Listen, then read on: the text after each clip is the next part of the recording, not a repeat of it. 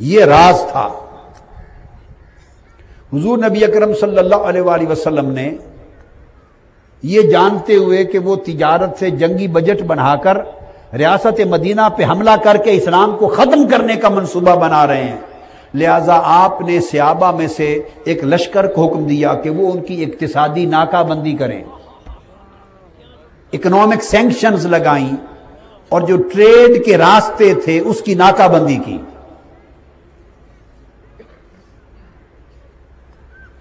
اب اس کی ناکہ بندی کے پیش نظر ابو سفیان جب واپس پلٹا تو اس نے غلط اطلاع بھجوا دی اہل مکہ کو کہ مسلمانوں نے حملہ کر دیا مجھ پر اور مجھے گھیرے میں لے لیا ہے۔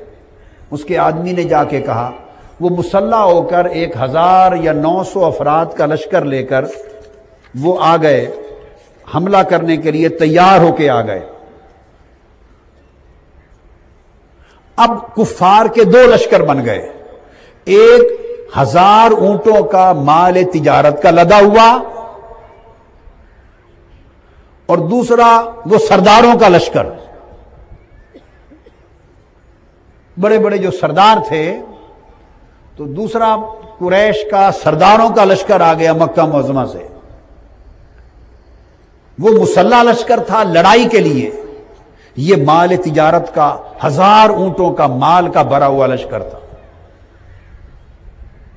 یہ سچویشن ذرا سمجھیں۔ آقا علیہ السلام کو اطلاع ملی، آپ نکل پڑے صحابہ کرام کو لے کر۔ اب وہ میں نے جو پوری بیک گراؤنڈ بتائی ہے اس کی حکمت اب آپ کو سمجھ میں آئے گی کہ پوری بات کیوں سمجھائی ہے، کہ انسانی اور بشری اور فطری تناظر میں بات کو سمجھنا، اس سے رتبے کم نہیں ہوتے، بڑھتے جاتے ہیں۔ ایک سٹیج ہے لیسٹ منیمم، اس سے کم نہیں ہوتا، اور اگر وہ خرابیاں نکلتی جائیں اور تقویٰ بڑھتا جائے تو درجے بڑھتے جاتے ہیں، مگر اس لیول سے جو لیسٹ منیمم ہے کم نہیں ہوتے۔ وہ جو ایمان سے حضور کو تک لینا۔ جب نکلے تو بعضوں کی نگاہ 1000 اونٹوں پر تھی، مال کا لدا ہوا لشکر، تو دل لبھانے لگے۔ یہ تربیت کا نقطہ ہے پہلا۔ بعضوں کا دل کہے کہ وہ ادھر لڑائی ہوگی، موت ہوگی، پتہ نہیں کون جیے کون مرے، تو کئی کہیں ادھر موت ہے، جنگ ہے، پتہ نہیں کون بچے کون شہید ہو جائے، تو ادھر ان کا بڑا لشکر تو ہے نہیں، چھوٹا سا قافلہ ہے، تجارت ہے، 1000 اونٹ ہیں، ادھر مال ہی مال ہے۔ تو حضور علیہ السلام کو مشورہ دینے لگے، یا رسول اللہ کہ اس لشکر پہ حملہ کر دیں، یہ مال تجارت والے لشکر پہ حملہ کریں۔ اب آپ سمجھ گئے، کئی جن کا وہ ایمان کا درجہ زیادہ مضبوط ہو چکا تھا، سیدنا ابو بکر، سیدنا عمر، سیدنا عثمان، سیدنا علی، اور وہ بڑے اونچے درجے والے لوگ، وہ کہیں نہیں یا رسول اللہ، آج مارکا آیا ہے تو اللہ کی راہ میں جان قربان کرنے کی، گردنیں کٹوانے کا وقت ہے، ادھر تھوڑی گردنیں کٹنی ہیں، ادھر مال ملے گا، ادھر مولا کی رضا میں گردن جائے گی، ادھر جاتے ہیں۔ کئی کہیں ادھر جاتے ہیں، کئی کہیں ادھر جاتے ہیں۔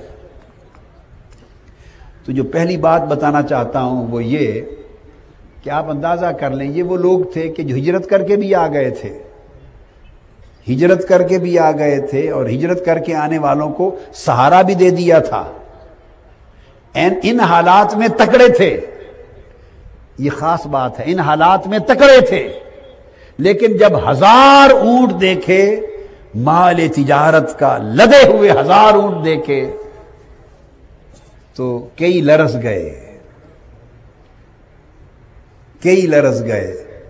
تو مال کی ایک خوبی ہوتی ہے کہ وہ بڑے بڑے لوگوں کو لرزا دیتا ہے۔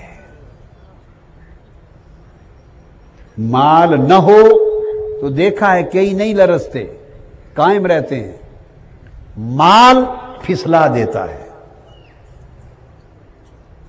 یہ وہ کیفیت آ گئی کہ وہ چاہیں کئی ان میں سے چاہیں کہ ادھر جاتے ہیں، اور بڑے اونچے ایمان والے، اونچے درجے والے چاہیں کہ نہیں ادھر قربانی کی طرف جاتے ہیں۔ تو آقا علیہ السلام، اس لشکر کا سربراہ ابو جہل تھا، وہ جو فوج تھی مسلح، ادھر ابو سفیان تھا.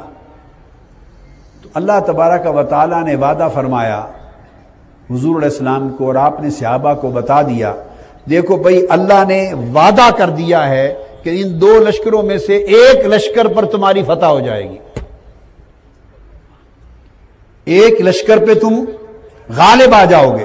بس وعدہ میں صرف اتنا لفظ بتایا، راز میں رکھا. ادھر رکھ دیا نا وہ شیر کیا ہے، ادھر پروانہ، ادھر رکھ دیا شمع، ادھر بیٹھ گئے خود. ایک طرف رکھ دی شمع، ایک طرف بیٹھ گئے خود، دیکھنے کے لیے کہ پروانہ شمع کی طرف جاتا ہے یا ہماری طرف آتا ہے.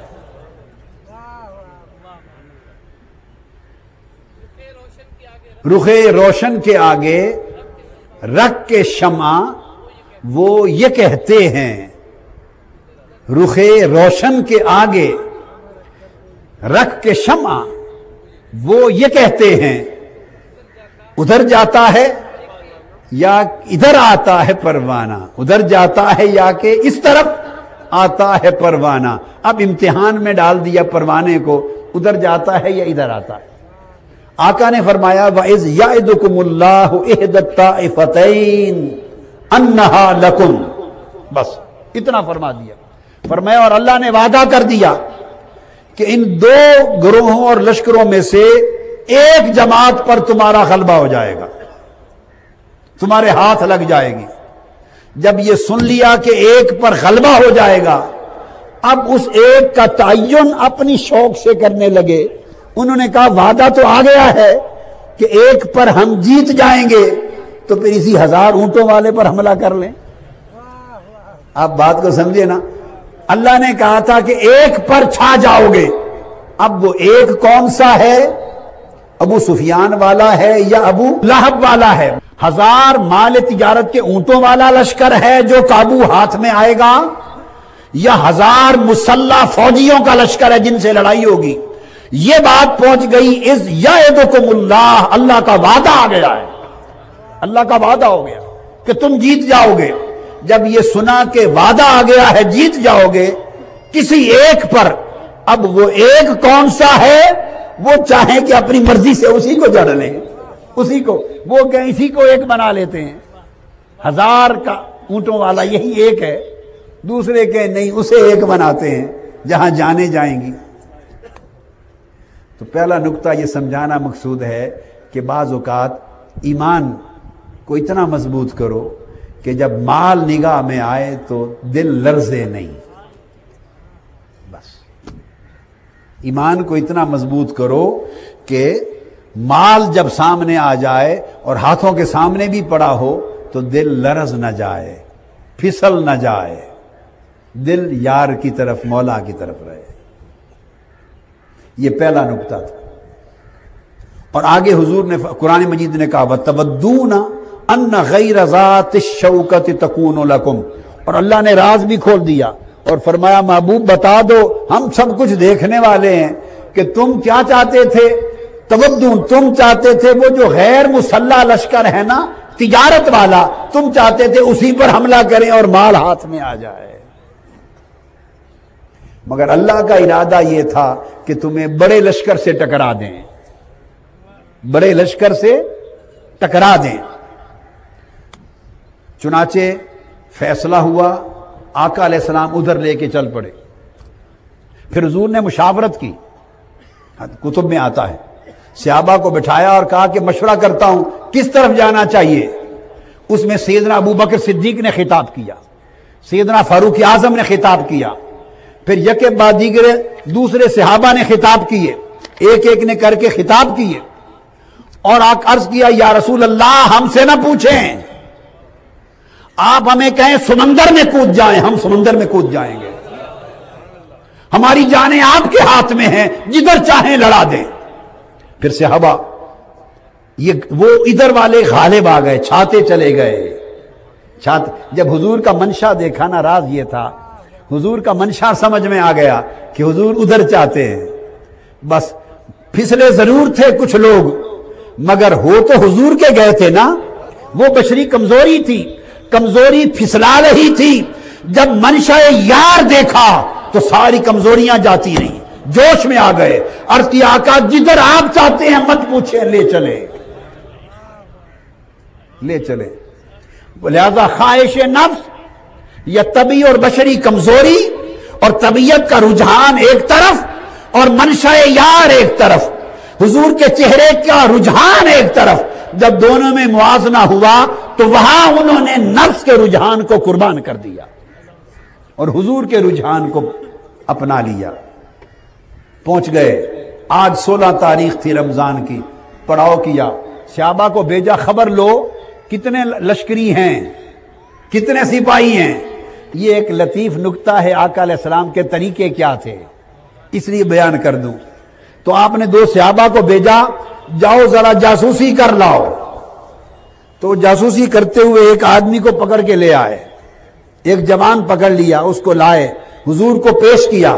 آقا علیہ السلام نے اس سے پوچھا خود مکی فوج کہاں بیٹھی ہے؟ حضور نے سوال کیے، اس نے کہا اس ٹیلے کے پیچھے بیٹھی۔ حضور نے پوچھا کتنے آدمی ہیں؟ اس نے کہا یہ مجھے معلوم نہیں، بہت زیادہ ہیں، تعداد بہت ہے۔ فرمایا سامان کتنا لائے ہیں، تعداد کتنی ہے؟ اس نے کہا ایگزیکٹ معلوم نہیں۔ اچھا، فرمایا بتاؤ روزانہ کھانے کے لیے کتنے اونٹ ذبح کرتے ہیں؟ کتنے اونٹ ذبح کرتے ہیں؟ ہاں، اس نے کہا یہ معلوم ہے روزانہ 9-10 اونٹ ذبح کرتے ہیں، روزانہ 9-10 اونٹ ذبح کرتے ہیں۔ سنا، مڑ کے فرمایا صحابہ کو 900 سے 1000 کی تعداد میں آئے ہیں۔ بس اتنی بات سنی، فرمایا تعداد کفار کی فوج کی 900 سے 1000 تک ہے۔ سبحان اللہ۔ پھر پوچھا بڑے بڑے لوگ ان کے کون ہیں، ان کے سردار کون ہیں؟ انہوں نے بتایا فلاں فلاں فلاں، ابو جہل کے اور امیہ بن خلف کے اور عباس بن عبد المطلب اور سہیل بن عمر، اور سارے نام عتبہ بن ربیعہ گن دیے۔ حضور نے فرمایا لوگو پہلا مارکا ہے، مکہ نے اپنے سارے جگر گوشے اٹھا کے تمہاری طرف پھینک دیے۔ تو اب میرے آقا نے اس موقع پر ایک کلام فرمایا۔ اب قربانیوں کا عالم یہ تھا، ابن ہشام روایت کرتے ہیں، فرمایا اس ذات کی قسم جس کے قبضہ قدرت میں میری جان ہے، جو شخص آج ثابت قدمی کے ساتھ حسن آخرت کی نیت سے آگے بڑھے گا اور لڑے گا اور پیٹھ پھیر کے پیچھے نہیں آئے گا، محمد ضمانت دیتا ہے کہ سیدھا جنت میں جائے گا۔ آقا علیہ السلام نے جب یہ فرمایا، اب ایمان والو اور خوش بختو ایک بڑی بات بتانا چاہتا ہوں، اور وہ ایک جملہ آ رہا ہے، بڑے دھیان سے سننا اور اپنے دلوں اور روحوں میں اتار لینا، اور میں تو یہ کہوں گا اس ایک جملے کو عمر بھر وظیفے کے طور پہ یاد رکھنا، زندگی کا ماٹو بنا لینا، شاید اس جملے سے زندگیاں سنور جائیں۔ جب آقا نے یہ فرمایا تو قبیلہ بنو سلمہ کا ایک شخص حضور کا خطاب سن رہا تھا، پاس ہی کھڑا، اس کا نام تھا عمیر بن حمام، وہ کھجوریں کھا رہا تھا۔ ایسے لوگ بھی تھے نا، حضور خطاب فرما رہے ہیں، اس کے ہاتھ میں ٹہنی ہے کھجوروں کی، وہ کھجوریں بھی کھائے جا رہا ہے، خطاب بھی سن رہا ہے۔ یعنی ابھی آداب نہیں آئے تھے سب کو، میں یہ باتیں بتا رہا تھا، یہ آداب رفتہ رفتہ آتے ہیں، آداب رفتہ رفتہ۔ کھجوریں کھا رہا تھا، اس کے کان پر آواز پڑی کہ حضور نے فرمایا ہے آج جو لڑے گا اور مڑ کے نہیں آئے گا سیدھا جنت میں جائے گا۔ اس نے کھجوروں کی ٹہنی پھینک دی، چھلانگ لگا کے میدان میں آ گیا اور کہا بخ بخ افما بینی و بین ان ادخل الجنہ الا ان یقتلنی ہؤلاء۔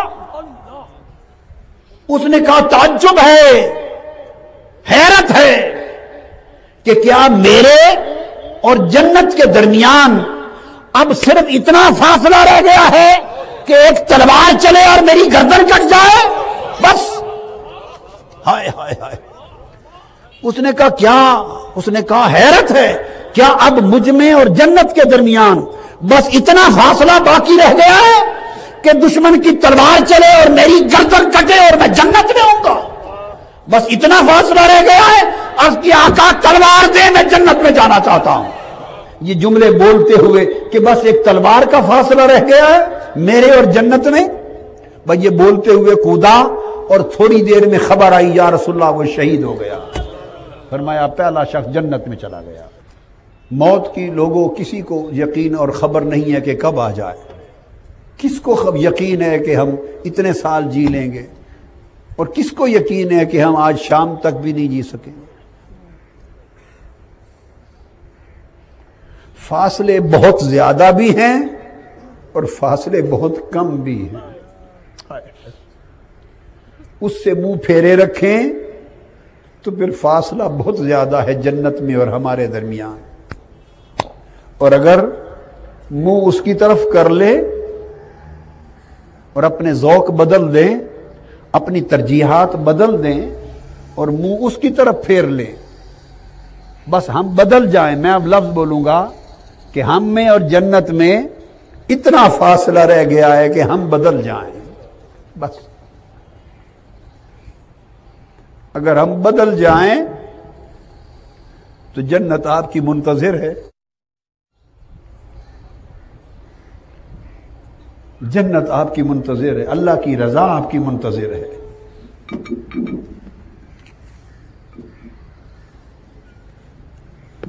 اس کیفیت میں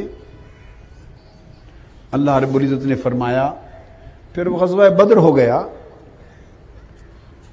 صحابہ کرام کو پریشانی لاحق ہوئی، خبر ملی کہ بہت کفار کی فوج جمع ہو گئی، آقا علیہ السلام کی بارگاہ میں آ گئے اور حضور کی بارگاہ میں عرض کیا، استستغیثون ربکم فاستجاب لکم انی ممدکم بألف من الملائکۃ مردفین۔ جب پریشان ہوئے تو حضور کی بارگاہ میں آ گئے اور حضور نے اللہ کی بارگاہ میں ہاتھ اٹھا لیے، مدد ہوئی۔ مگر یاد رکھ لیں صحابہ کرام نے رجوع الی الرسول کیا اور حضور نے رجوع الی اللہ کیا۔ وہ پریشان ہو کے آقا کی بارگاہ میں آئے، آقا یا رسول اللہ اتنے بڑے لشکر اور اتنے بڑے سردار اور کافروں کے اتنے اور بھی افواج آ گئی ہیں، پریشان ہو کے حضور کی طرف آئے۔ یہاں ایک بڑا خاص نقطہ بتا رہا ہوں، یعنی انہیں اپنے کم ہونے اور کمزور ہونے کا احساس ہوا تو دوڑے حضور کی طرف۔ قرآن مجید کی سورہ آل عمران میں ایک جملہ آیا ہے، فرمایا وَلَقَدْ نَصَرَكُمُ اللَّهُ بِبَدْرٍ وَأَنْتُمْ أَذِلَّةٌ۔ اولیاء اور عرفاء نے یہاں ایک نقطہ بیان کیا ہے، مفسرین عام علماء نے نہیں، اولیاء اور عرفاء نے، کہ بے شک اللہ نے جنگ بدر میں تمہاری مدد کی، کس حال میں؟ وَأَنْتُمْ أَذِلَّةٌ، کہ تم بہت کمزور تھے۔ تو اولیاء کہتے ہیں کہ انہیں جب اپنے کمزور ہونے کا احساس ہوا تو رجوع کیا تو اللہ نے مدد کی۔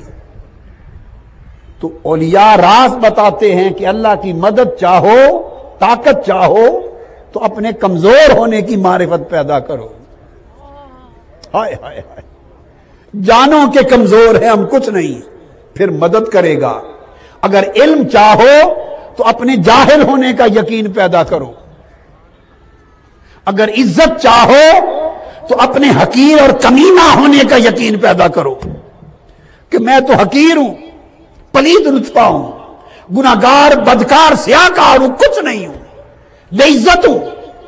جب اپنی حقارت پر اتنا یقین کرو اور پھر استغاثہ کرو، توجہ کرو، تو پھر وہ عزت دیتا ہے۔ اپنی جہالت کا اتنا یقین کرو کہ مجھے تو کچھ معلوم نہیں، جہالت کا جب یقین ہو اور پھر رجوع کرو تو علم دیتا ہے۔ اپنی محرومی اور محتاجی کا یقین کرو اور پھر احتجاج کے ساتھ توجہ کرو، مدد مانگو تو وہ فراخی دیتا ہے۔ اپنی گناہگاری کا یقین کرو اور پھر رجوع اللہ کرو تو وہ درجہ اور تقویٰ دیتا ہے۔ اللہ کی ناراضگی اور نافرمانی کا اپنی زندگی کے بارے میں یقین کرو، تو اللہ اپنی رضا کی مدد عطا کرتا ہے۔ فرمایا ازداد سے مدد ملتی ہے، ہم جو مدد مانگتے ہیں اور مدد نہیں ملتی، اس کی وجہ یہ ہے کہ مدد مانگنے سے پہلے کی جو قلب میں اور ذہن میں کیفیت ہونی چاہیے وہ کیفیت ہماری نہیں ہوتی، ہم گو مگو ہوتے ہیں، ہمارا دھیان اپنے مال پر بھی ہوتا ہے اور پھر اس سے دستگیری بھی مانگتے ہیں، ہمارا دھیان اپنے علم پر بھی ہوتا ہے اور پھر اس سے علم بھی مانگتے ہیں، ہمارا دھیان اپنی عزت اور معززیت اور چودھراہٹ اور اس سوسائٹی میں مقام و منصب کا پر بھی ہوتا ہے، پھر اللہ سے عزت مانگتے ہیں۔ وہ فرماتا ہے نہیں، عزت والا میں ہوں، جس نے مجھ سے عزت لینی ہے وہ ذلیل ہو کے مانگے، میں کبریا ہوں۔ طاقت والا میں ہوں، جو میری طاقت چاہتا ہے وہ مجھ سے کمزور ہو کر مانگے۔ علم والا میں ہوں، جو مجھ سے علم چاہتا ہے وہ مجھ سے جاہل ہو کے مانگے۔ آپ میری بات کو سمجھے ہیں کہ نہیں؟ فرمایا نصرکم وانتم اذلہ، اس نے مدد کی کس حال میں کہ انتم اذلہ، تمہیں بھی یہ یقین ہو گیا ہوا تھا، تم اس کیفیت میں تھے کہ اب تم کچھ نہیں کر سکتے، تم مارے گئے۔ جب انسان اس کیفیت کا یقین پیدا کر لے کہ میں بے دست و پاؤں، میں بے سر و ساماں ہوں، اسے اپنے ہونے پر یقین نہ رہے، اپنے اسباب پر یقین نہ رہے، اپنے ذرائع پر یقین نہ رہے، اپنی عزت، اپنی طاقت، اپنا علم، اپنا فن، اپنا ہنر، دنیا میں اپنی حیثیت، سب کچھ جب خاک میں ملا دے، نفی کر دے کہ کچھ نہیں، اور مولا تو نہیں تو میں مارا گیا، تیری مدد رہی تو میں مارا گیا، جب اپنی نفی کر کے بندہ سائل ہوتا ہے تو ناصرکم اللہ بے بدر کا سامان آتا ہے، پھر اللہ کی مدد آتی۔ اور اس کے بعد یہ تو ایک رنگ دیکھا نا، ایک رنگ، اور دوسرا اس کا رنگ، پھر جب اس رنگ میں آئے تو مدد ہوئی، اور ایک رنگ حنین میں بھی ہوا، 12,000 فوجیوں کا لشکر اسلام کو مل گیا، پوری 10 سال کی مدنی زندگی کی جہادات کی تاریخ میں 12,000 کے لشکر سے مسلمان کبھی نہیں لڑے، سب سے بڑا لشکر تھا غزوہ حنین میں، سب سے بڑا لشکر، مکہ فتح ہو چکا، رؤسائے عرب اسلام میں داخل ہو چکے، سرداران قریش داخل ہو چکے، بڑے بڑے، طاقت ہے، روب ہے، دبدبا ہے، غلوں کے غل ہیں، قافلوں کے قافلے ہیں اسلام میں، اسلحہ ہے۔ تو فرمایا جب وسائل اور اسباب اور دنیا کا مال طاقت بڑھ گیا اور حنین میں اترے تو قرآن کہتا اذ اعجبتکم کثرتکم، یہ بندے کی نفسیات ہے۔ پہلا مارکا تھا، صرف 313 تھے اور بے سر و سامانی کا یہ عالم کہ ایک صحابی آیا، عرض کی حضور میں بھی لڑنا چاہتا ہوں، تو حضور نے فرمایا لڑو۔ آقا میرے پاس تلوار ہی کوئی نہیں، حضور نے ایک ٹہنی توڑ کے دے دی درخت کی، فرمایا اسی ٹہنی سے لڑو۔ وہ ٹہنی لے کے گیا۔ جب بے سر و سامانی ہوتی ہے تو توکل خدا پہ ہوتا ہے، جب ساز و سامان اور مال و عیش دنیا آ جاتی ہے تو توکل خدا پر کمزور اور اسباب پر بڑھ جاتا ہے، جب کچھ نہیں ہوتا تو توکل مسبب پر ہوتا ہے، جب کچھ آ جاتا ہے تو توکل مسبب پر نہیں اسباب پر ہوتا ہے۔ جب کچھ نہ تھا تو حضور کے پاس آیا، حضور کس سے لڑوں؟ فرمایا ٹہنی لے جاؤ۔ تو جب توکل کامل تھا تو میدان میں گیا تو ٹہنی تلوار بن گئی، تلوار بن گئی۔ جب اسباب آ گئے غزوہ حنین میں تو قرآن کہتا ہے اذ اعجبتکم کثرتکم، فرمایا کہ تم اپنی کثرت پہ اترا گئے تھے۔ قرآن یہ دو مختلف منظر بتا رہا ہوں، تم اپنی کثرت پر، مال پر، دولت پر، اسلحہ پر، فوجی طاقت پر، وسائل پر، اسباب پر اترا گئے تھے، گمنڈ میں آ گئے تھے کہ آج تو ہم اڑا کے رکھ دیں گے دشمن کو، اتنا سامان ہے ہمارا۔ جب تم اترا گئے تو فرمایا پھر اس نے بھی چہرہ پھیر لیا، اور آنن فانن حنین کی جنگ میں کافروں کا اتنا بڑا حملہ ہوا کہ 12,000 کے 12,000 کے منہ پھر گئے، بگدڑ مچ گئی، پورا لشکر اسلام منتشر ہو گیا، پورا لشکر اسلام منتشر ہو گیا۔ 12,000 میں سے صرف 80 صحابہ بچ گئے جو حضور کی سواری کے ارد گرد جمے رہے۔ 11,920 منتشر ہو گئے۔ اعجبتکم کثرتکم، کیا جب کچھ نہ تھا تو دورے مصطفیٰ کی طرف آتے تھے، یا رسول اللہ ان کے لشکر بڑھ گئے، یا رسول اللہ لڑنے کو کچھ نہیں، یا رسول اللہ دشمن اور آ گیا، یا رسول اللہ ان کا اسلحہ اور آ گیا۔ جب کچھ نہ تھا تو بارگاہ مصطفیٰ کی طرف آتے، حضور انہیں سب کچھ خدا سے لے کے دے دیتے۔ ارے کیا لے کے دینے تھا، فرشتے منگوا کے دے دیتے۔ جب کچھ نہ تھا تو حضور نے عرض کیا باری تعالی، حدیث کے لفظ ہیں، اس محبوب کا لاڈ بھی دیکھیں، لاڈ کون کر سکتا ہے، کون کر سکتا ہے لاڈ؟ عرض کیا باری تعالی ان تہلک ہذہ العصابہ لا توبد، ہاتھ اٹھائے، عرض کیا باری تعالی اگر تو نے یہ میرا لشکر مروا دیا، اگر تو نے میرا یہ لشکر مروا دیا، ہلاک کر دیا، لا توبد، پھر قیامت تک تیری عبادت نہیں ہوگی۔ ہے کوئی جو ایسی بات کر سکے اللہ کو؟ بولیے، آپ تو گھروں میں ایسی بات نہیں کر سکتے، نہیں کر سکتے۔ یعنی ہمہ وقت کا تعلق ہے، رفیقہ حیات ہیں، بھائی ہیں، دوست ہیں، احباب ہیں، افسر ہے، ماتحت ہے، رشتے ہیں، کوئی ایسی بات نہیں کر سکتا۔ یہ کوئی بات ہے عام انسان انسان سے نہیں کر سکتا، اور یہ بندہ خدا سے عرض کر رہا ہے، رسول بندہ خدا سے، کیا اگر میرا لشکر تو نے مروا دیا، میرا اصابہ یہ لشکر میرا اگر ہلاک ہو گیا، لا توبد، دو جملے بولے، پھر تیری عبادت نہیں ہوگی۔ اللہ نے آگے سے یہ تو نہیں کہا کہ اچھا ایسے دھمکی دیتا ہے مجھے، ارے ہمارے جیسے ہوتے تو اللہ ناراض ہو جاتا ہے، وہ پھر مزہ چکھا دیتا ایسا کہنے والے کو۔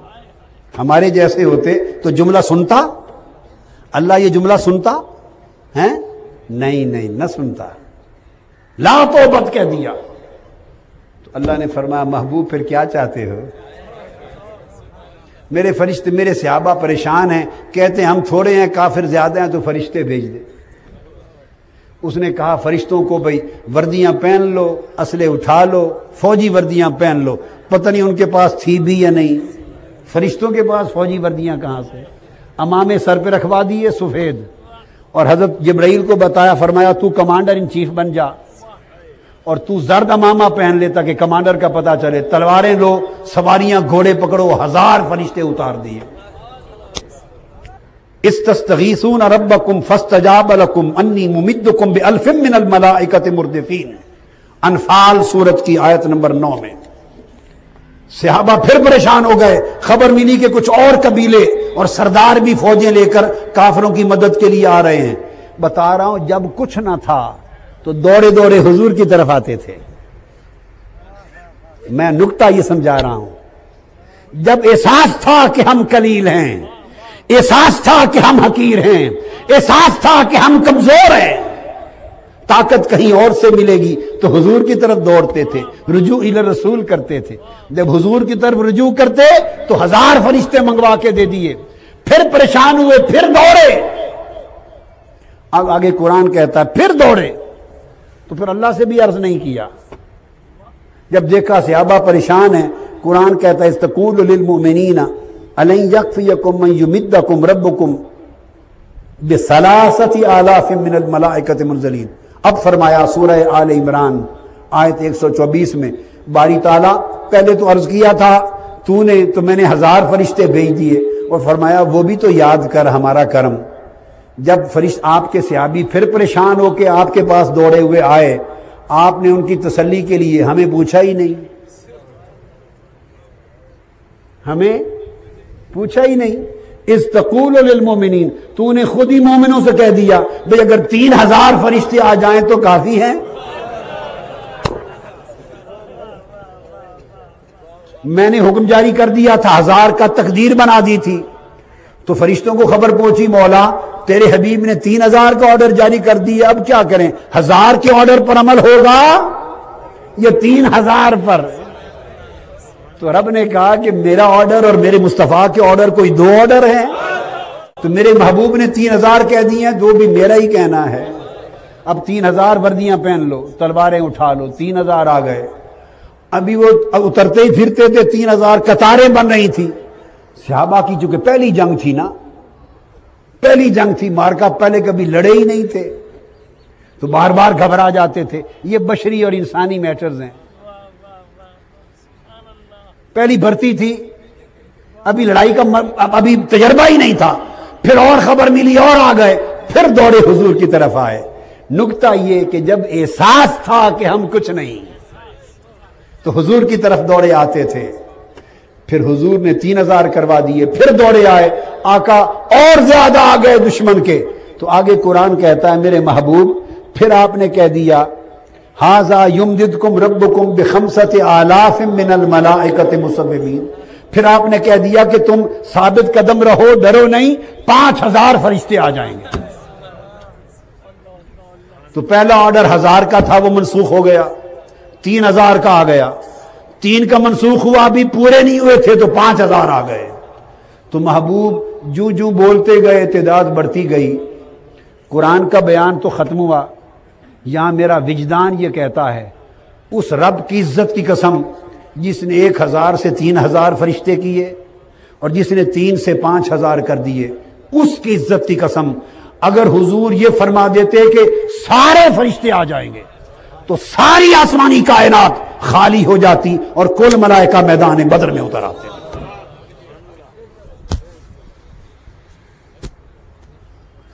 تو اب جو آخری بات ختم کرنا چاہتا ہوں، اصل وہ جو موضوع تھا یسألونک عن الانفال، وہ شروع ہی نہیں ہوا۔ سبحان اللہ، ابھی اس کی بیک گراؤنڈ سمجھائی ہے، ابھی بیک گراؤنڈ سمجھائی ہے، تو اس یسألونک عن الانفال اس پر تو ابھی آئے نہیں ہیں، وہ تو جو سوال اس میں پیدا ہونا تھا اس کی بیک گراؤنڈ سمجھا رہا ہوں ابھی۔ تو ختم کرتا ہوں درس، آخری بات اور اہم تر، یہ نقطہ پلے باندھ لیں کہ جب یہ یقین تھا کہ ہم کمزور ہیں، ہم کچھ نہیں، محتاج ہیں، اور پھر رجوع کرتے تھے، وہ رجوع تاثیر رکھتا تھا، وہ رجوع اثر رکھتا تھا، اس رجوع کا جواب آتا تھا، اس مدد کی جب اس سوال کا جواب آتا تھا، کرم ہوتا تھا، اور پاسا پلٹ گیا۔ اور جب اسباب آ گئے تو نگاہ ادھر سے ہٹ کر ادھر ہو گئی، مسبب سے ہٹ کر اسباب پر ہو گئی۔ تو قرآن نے کہا جب تم اترا گئے اپنی کثرت دیکھ کر، تو اب پھر کہنے لگے اتنا بڑا لشکر ہے، آج تو ہم مار مار کے ان کے حلیے بگاڑ دیں گے۔ تو تم بھول گئے کہ پہلے تو ہر پریشانی پہ دوڑتے تھے میرے مصطفیٰ کی طرف، ادھر تکتے تھے، اور وہ جو شے تم چاہتے تھے مجھ سے لے کے تمہیں دے دیتے تھے، اور آج ادھر سے نگاہ ہٹ گئی ہے، آج لشکر دیکھ رہے ہو کہ 12000 کا ہے، اس کا مطلب ہے تم یہ سمجھ رہے ہو کہ فوج لڑ کے جیتتی تھی، تمہیں خبر ہی نہیں کہ جیتواتا تو مصطفیٰ تھا، حضور جتواتے تھے، باقی تو سارا انتظام ہوتا تھا۔ تو اب پھر دیکھ لینا، پھر نتیجہ یہ ہوا کہ 12000 میں سے 80 بچ گئے۔ کافروں کا غلبہ اتنا ہوا کہ پوری بگدڑ مچی اور منتشر ہو گیا قافلہ، اور حضور نے بھی کچھ نہیں کیا، دیکھتے رہے سما کہ اعجبتکم کثرتکم، رب بھی دکھاتا رہا، حضور بھی دیکھتے رہے کہ اپنا انجام دیکھ لیں، کہ اسباب پہ تکیہ کیا تو پھر کر لو، پھر دیکھ لو تمہارے اسباب کیا کرتے ہیں، دیکھ لو تمہاری عددی کثرت، مال دولت پیسہ اسلحہ تمہیں کیا سے بچاتا ہے، دیکھ لو۔ رب نے دکھایا، حضور خاموشی سے دیکھتے رہے۔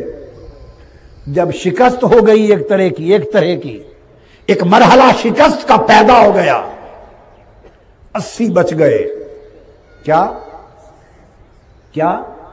80 بچ گئے، ان 80 میں ایک صحابی تھے نعمان، انصاری صحابی تھے.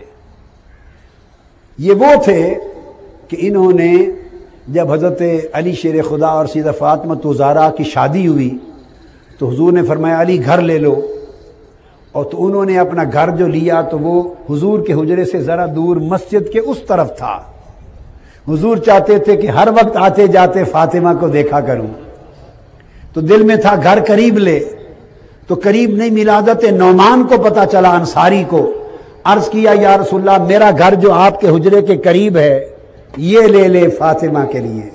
فرمایا نہیں لینا نہیں، عدل بدل کر لو. تو حضرت علی کا گھر انہوں نے لے لیا، انہوں نے ان کا گھر دے دیا. اور حضور ہر روز فجر کے وقت جب گزرتے تو جاگ کر آواز دیتے الصلاۃ یا اہل البیت، اہل بیت نماز کا وقت ہے، اہل بیت نماز کا وقت ہے. اور آتے جاتے فاطمہ کو دیکھتے تو حضور کا دل مبارک ٹھنڈا ہو گیا. اس انصاری صحابی نے گھر عدلے میں دے کر حضور کے قریب دے دیا تھا. حضور خوش تھے. اس کا صلہ کیا دیا. تو ایک دن جبرائیل امین حضور کے پاس بیٹھے، یہ صحابی سلام کرنے آئے، جواب دیا. حضور نے پوچھا نعمان معلوم ہے یہ کون بیٹھا تھا میرے پاس؟ عرض کہ یا رسول اللہ نہیں معلوم. فرمایا جبرائیل تھے. معلوم ہے اس نے تمہارے بارے میں ایک بات کہی ہے. کیا کہی ہے؟ عرض کیا یا رسول اللہ نہیں معلوم کیا کہی. فرمایا اس نے کہا انہو من الثمانین، یہ نعمان ان 80 میں سے ہے، ان 80 میں سے ہے. میں نے پوچھا جبرائیل وہ 80 کون؟ یہ مدینے کی بات ہے، اور غزوہ حنین کا فتح مکہ کے بعد میدان حنین کا واقعہ ہے. 10 سال بعد کا واقعہ، 10 سال. اس نے کہا یہ 80 میں سے ہے. میں نے پوچھا کون سے 80؟ اس نے کہا حضور حنین کے میدان میں جب 12,000 کا لشکر منتشر ہو جائے گا، صرف 80 ثابت قدم وفادار آپ کی لگام، آپ کی سواری کی پکڑ کے ارد گرد کھڑے ہوں گے. ان میں سے اس کو بھی شامل کر دیا ہے. کیوں؟ اس نے آپ کا دل خوش کیا ہے. حضرت فاطمہ کے لیے مکان دے کر آپ کا دل خوش کیا ہے. تو لوگو مجھے تو عمر بھر جو دین کی سمجھ آئی ہے، عمر بھر جو سمجھ آئی ہے وہ یہ کہ جو حضور کو جتنا خوش کر لے خدا اسے اتنا عطا کرتا ہے. جو حضور کو جتنا خوش کر لے خدا اس کی جھولیاں بھر دیتا ہے، واب دیتا ہے، کثرت دیتا ہے، کوثر دیتا ہے. ان میں یہ بھی ہوئے. تو جب دیکھا کہ شکست کی کیفیت ہو گئی تب آقا علیہ السلام نے دیکھ لیا اور اللہ نے دکھا دیا کہ اب تمہاری کثرت تمہارے کام آئی، تمہارا مال دولت سامان اسلحہ فوج کام آئی. جب باور کرا دیا کہ نہیں کام کوئی نہیں آتا اگر مولا کام نہ آئے، رب کام نہ آئے تو کوئی کام نہیں آتا. جب باور کرا دیا تب حضور علیہ السلام نیچے جھکے، تب جھکے، سارا منظر دکھا کر کنکریاں اٹھائیں مٹی کی ایک مشت میں، ہاتھ میں کنکریاں لے کر شاہت الوجوہ، اور آقا نے اس طرح ماری. اور جب ماری 40,000 کفار تھی تو اتنی سی کنکریاں 5 آدمیوں کے چہرے پر بھی وہ خاک نہیں جا کے پڑ سکتی جب آپ ماریں، مگر ماری 40 آدمیوں کے چہروں کی اور ان کی آنکھوں میں جا پڑی اور منتشر ہو گئے. اور حضور کی ایک مٹھی سے شکست دوبارہ فتح میں بدل گئی. اور دکھانا مطلوب یہ تھا کہ فتح کثرت سے نہیں ہوتی، فتح وحدت سے ہوتی ہے. ہائے ہائے، فتح وحدت سے ہوتی ہے. فتح کا سبب وہ ایک ہے اور تم کثیر کے پیچھے جاتے ہو، تم بہت سوں کے پیچھے جاتے ہو. بہت سوں سے نہیں، فتح کا سبب وہ ایک ہے، اس سے لپٹ جاؤ، رجوع کرو، لوگوں اپنی اصلاح کر لیں. اللہ رب العزت ہمارے حال پہ کرم فرمائے. وما علینا الا البلاغ.